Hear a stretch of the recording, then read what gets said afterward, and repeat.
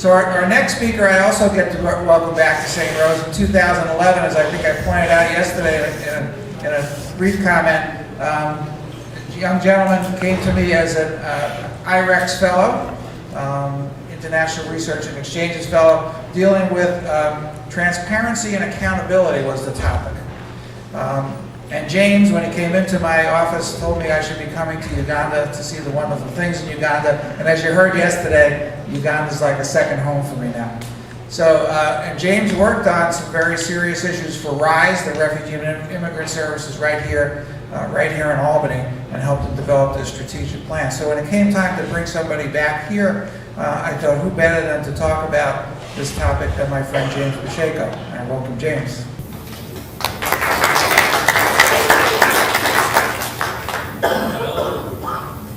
Good afternoon. I have the pleasure to be here. I work with the Adventist Development and Relief Agents, and that's an NGO that is headquartered here in the US in Maryland. And I've worked with this institution for the last 12 years. I've been working with different groups, women groups, youth groups, and of recent I also got engaged for the last 3 years working with refugees. And I have been recently requested to work as the public relations officer, as well as doing resource mobilization and fundraising. So I'm more than excited to be here. Thank you very much. I will be talking about refugees in Uganda and the services that we do offer, us or the government and the other agencies. But before that, I have a 3-minute introductory video that I'd like to relate to you in a way of opening up. Spanning over 180 square kilometers. It is home to more than 100,000 refugees. Olive Nyirandambia is one of them. She has lived here for more than 8 years. She walked to the settlement from the east of the Democratic Republic of Congo, fleeing from war.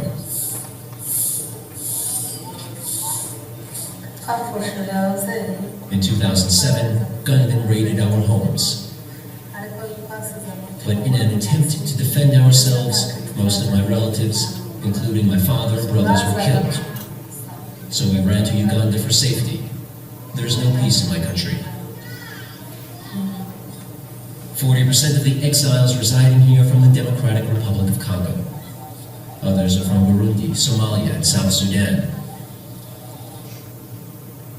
A mother of 7, Olive says it is tough living as a refugee.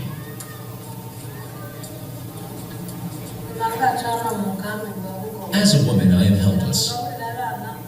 I have to move around the nearby villages looking for jobs to get money in order to survive. We have to supplement the food we receive as refugees, and sometimes we are forced to sell part of that food to pay school fees. Every fugitive has a unique story to tell how they got here. This 69-year-old man lost his arm when his village in the DRC was attacked.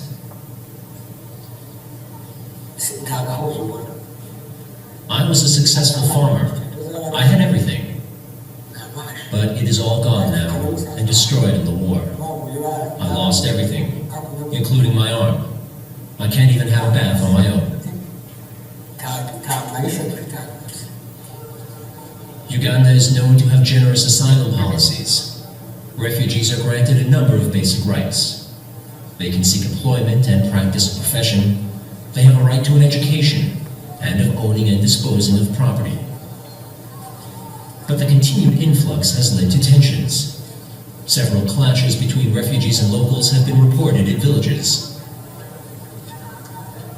There is a burden, yes, and we're trying to be creative about it.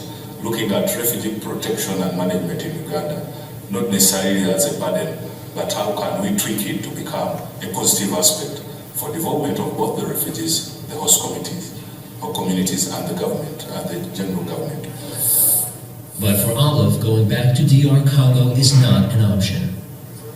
She tells us that despite the hard life, she feels much safer in her new home. and remains hopeful that Uganda's tolerant attitude could open the door to economic possibilities for her future and that of her children. Our location as a country is very attractive. First, we do have an open policy, but more importantly, we have resources that people don't have in their countries, especially our neighbors. And when they do come, it is easy to stay, to enter the borders, access water, and access land that is fertile. And so it is easier for people to come in and do run to Uganda when they have issues. Our location, notwithstanding, we have those neighbors that may be familiar to you. In the previous presentation, there was talk about where the refugees are coming from, and I'm sure these particular countries were well represented. So South Sudan is to our north. We do have Kenya on the right. Not so much problems with Kenya, except when they had a virus problem following an election, when we had many people also coming to Uganda. Tanzania has been extra peaceful, and Rwanda, of course, many of you know the story. It's a very small country, but has been troubled for many years. Right now we have refugees from Burundi, and of course we share a border with the Congo, which has been in trouble for a long time. So our location somehow creates a problem for us as well. My colleague will talk more about the movements of people historically and how that is playing it, that we are indeed a country of 34 million people, and as you will find later, 1% of our population are refugees. We gained our independence in 1962, more recently, of course, if you compared this with the US. And so our systems to manage and support this kind of communities are weak. Yesterday I talked about the Power of Africa. I won't get into that. The organization that I work for started in 1987. We belong to a big network of ADRA, which you can access on adra.org, and it is headquartered here in Maryland. We are present in about 126 countries, doing lots of work in relief and development. And we are a member to a small team of players at national level, also called National Emergency Committee, which is managed under the Office of the Prime Minister. So we are into the thick and thin of disaster management and refugee programming. As an organization, we have a theory of change. And the theory of change is given a triangular shape. And we are saying that for any change to take place, whether you are supporting refugees or women in troubled situations, children and whatever it is, just delivering the service is not enough. You can offer me a service today and I continue to be abused. So we are saying, on top of delivering the service, let us also advocate. I remember when Tracy was presenting yesterday, she talked about the rules, she talked about advocacy. So systems have got to be checked, they have got to be challenged, and that's when you can talk about sustainable development. So as an organization, we have come up to say, it's not enough to offer service.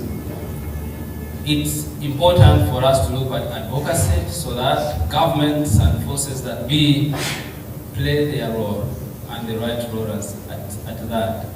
We also say capacity building is important. So peer groups like we saw yesterday and the rest of them have got to have their capacity built. as a matter of fact, ADRA Uganda does work through organized groups. So if you're women that have been traumatized or whatever it is, our first step is to help you to come together so that you have a voice. So talk about issues of voice and accountability, being able to access services. We realize that as an NGO or a non-profit, we are not going to be here for a long time, but we have got to support people to stand even when we are not there. So that's why we look at the triangular shape of saying there must be service delivery and there should as well be advocacy and capacity building. Now you have players that will say for us we support only advocacy. We're saying this cannot work in every other situation. When I was here, I think that's when there was Wall Street occupation, something. Some guys stood there, stayed there, I think for more than a year or so. Now, of course, people in my country cannot demonstrate like that. First of all, they're not allowed to do that, if you want. And secondly, who is going to feed them when they're there? They have no insurance, no nothing, no provision. So they live on a daily kind of earning. The interesting part recently was, maybe some of you keep following the politics of Uganda. I also realized that many don't. That's why I go through trying to show you where we are located and so forth. But there is this major party that has lost an election and is not admitting, of course. But one of the ways they wanted to show defiance was to say, okay, everybody who supports us, and they have the majority by the way, at least in the urban centers, everybody who is working with us, we're going to have a stay-home campaign. Every Thursday, we will not go to work. Let's paralyze whatever is happening in town, whether it is business or government office. If you support our work, stay home. That was the most unpopular strategy by that party. Part of the reason was we don't have food. We only can be sure that we're going to have a meal if we work that day. So if you say we want to do advocacy, we want to support organizations, we want to support people in Uganda to demonstrate, to advocate on empty stomachs, who is going to do that? They won't be there for a day or even a minute. So for that matter, some of our supporters from the north, as we call it, would like to support activities that are only advocacy, advocacy, and advocacy. And we're saying that doesn't work. You need a blend of the three. Build my capacity, help me have a voice, but also give me support. If I'm a refugee, I certainly will need food. Talking about issues does not necessarily solve them. Okay, away from that, we're talking about Uganda being number 9 in hosting refugees worldwide. And as you see the league table there, the other countries, the two that the 3 that are having more, Chad, Kenya, and Ethiopia. So we're the 3rd in Africa. And as a matter of fact, the majority of our refugees are from South Sudan. When Richard told me to talk about refugees from South Sudan and Congo, I thought this guy is very informed, and indeed he is. The majority of our refugees come from South Sudan and Congo. Of course, we have numbers growing from Burundi at the moment, and the traditional Rwandese and Somalia. As you can see the statistics, remembering that we are number 9 on the globe, and with the resource constraints, to be able to take care of all these refugees is an immense job. Okay? The majority of our refugees are children. As it were, even our own population, over 78% of our population is children. And we're saying even the refugees that come in the region, we have the same problem. I think we are very fertile, as some people would say. So many children. But as you will see, and as I will share a little ahead, our services are not pro-children. Even when we're handling and taking care of refugees, we have in mind this old guy who's coming in, is going to take care of himself, just put him there, things will work. But we get constrained by the demographic presentations of the people that come in. And of course, the other point is that the females as well are more than males. So I just wanted to have a reflection on that. Of course, I've just talked about the age. Children are over there, the 18 to 59, and then only 2% 60 and above. So programming must be informed by who you are planning for. Is it always the case? I say no. It's always possible to say Uganda has the best policies. And by the way, on the continent, if you want a country that has policies, good policies, come to Uganda. You can Google them. We have everything good you want to talk about. Implementation is the problem. So these are nice things to talk about. Some of them are there, really. On ground can be a different story altogether. So we have a model that has been praised all over the world. UN talks about us. The recent summit that took place in Istanbul, Turkey, talked about us. And yes, we're in the news. We integrate communities. To some extent, that is true. When children cross our borders, into our borders, they join the education system. They share the same classrooms with our children. But we have a good education system? I say no. It becomes only worse by adding numbers. You have one teacher handling 70 kids, and that's on the lower end. And when refugees come in, they come in hundreds of thousands. And suddenly, he has 300. How is he going to handle this? The space is the same. Facilities are the same. The teacher is the same. Not trained to handle refugees, of course. Not aware of the language they speak. Yeah. Yesterday I was showing you, we have 38 tribes with 38 dialects. So how do you expect a teacher who knows English and one other language to be able to handle guys that are coming from South Sudan? I don't really speak the languages around the borders, but I work with refugees. Is that a challenge? I say yes. So, they have the right to work and establish business. You will find that a lot of business in Kampala, for instance, Somalis are running lots of businesses there. And I mean refugees. They have the right to go to school, I just mentioned that, and the freedom of movement and access to documentation, and they are located there. Now this is not a common thing on the continent. It's only Uganda, if anything, where refugees are given land.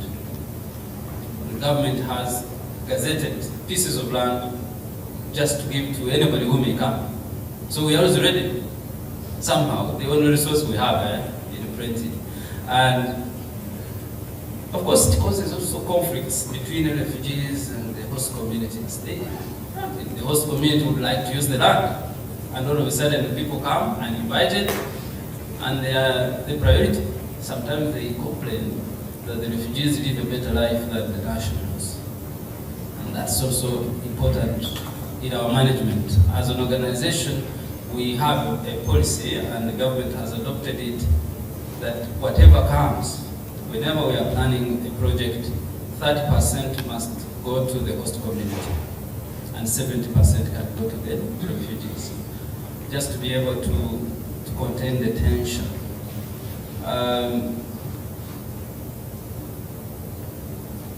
services offered, they range from initial response when they have just come in, when they are crossing the borders, when there are conflicts, yes. And we call that life saving as well. We provide food and non-food items. As ADRA, we do this quite a lot. Whenever it happens, we are there quickly. Other services that can be given immediately, reception centers are created where these guys are screened. Yesterday we talked about malnutrition cases are identified and all these things. Temporary shelters are given, which in most cases are tents. And then food, water, other items as it were, first aid and health attention is given to those that are really badly off. Of course, security is key. Some people come with guns and they can cross the border. So the army is involved, the government is very strict on this. They have to check everybody that is entering the borders, whether they have arms. Now, the stuff I'm putting in blue are majorly what we handle as an organization, as ADRA. Environmental issues have come to the fore. When these guys come, they're like, should I say, they have nothing. When we were writing what we can go with, they carry nothing. And when you put them in a place, you say, you're going to be here, so is a bush. They clear everything. Every tree, every shrub is cleared, either for food or for firewood or for building materials. And all of a sudden, we are kind of creating a desert. So as an organization, we started a program called tree mapping and labeling. We map and say, okay, we work with the refugees and they know the trees that are valuable. Because all they will have where they go is trees, either for shade, provide a shade, or to provide shrubs that they can use for medicinal purposes, as some of them are attached to the environment. So we work with them and say, okay, this tree, they say, okay, this tree is good for us. In our community, we use it for this, to treat this. And then we mark that one. So they agree with us what marks we put on the trees that should not be cut. So they can cut every other tree and leave those ones. And later on, of course, as I will show you, we also help them to actually plant trees. Primary education, I talked about the influx of children. Unfortunately, not a lot of attention is given to the children, yet they are the majority. Vocational training is taking shape. We support farming. We work with the UN agents, UNFAO, Food Agriculture Organization, to give the refugees training to grow vegetables around their homesteads. And the backyards are full of vegetables so that it can supplement their nutrition, especially looking at the children. Human rights and gender programming, we provide water. Of recent, we started using solar energy to pump water in the settlement areas and the schools and hospitals and health centers that are serving the refugee communities. But don't forget that 30% of our funding and our support goes to the host community as well, because they take the shock of the numbers that do come in. Dialogue for peace, peaceful coexistence. Yes, we help them to learn and cope with the people they find and the new rules that they find in place, which have been talked about, of course. Lots of gaps, of course. I have talked about children are not given attention, and so sometimes we've been told children are defiled in these settlements. We don't have so much specialized provision of services in this area. And so it's a gap. It has been identified in many surveys and research, needs attention. We talk about recurrence of push factors. I've heard you guys presenting and saying, okay, next year it will be 100 coming in. I think the year that follows will be 120, maybe another one will be 300. Where are we going? What is the problem? How can we stem it? Yesterday I was talking about prevention. We feel overstretched, sure, with the limited funding. GBV cases are many. I've talked about defilement and other things that do happen. Looking into the future, we are saying we need to naturalize some of these refugees. Some have been in Uganda for more than 20 years. I'm glad the government has started talking about that. So some of the people that have stayed inside our borders for 20 years plus, there is already a process going on to naturalize them so they become citizens and they don't have to suffer. Ensure that no other person becomes a refugee. It's hurting to listen to the stories. How I wish we'd just stop it. Like I said, as an NGO, we are here today, we can't be there all the time. What is going to happen? People are fatigued. I'm a resource mobilization officer with ADRA. We used to receive a lot of funding, including from USAID. People are fatigued. But the challenges are growing. You said here, your numbers are growing, ours are too. What is going to happen? We close the borders or we open them more? Be more pro-children, it's important. And I'm saying improve access to quality education and increase the quotas on repatriation. When you look at the numbers we are taking, they may look big, but we have more. And yet we don't have resources.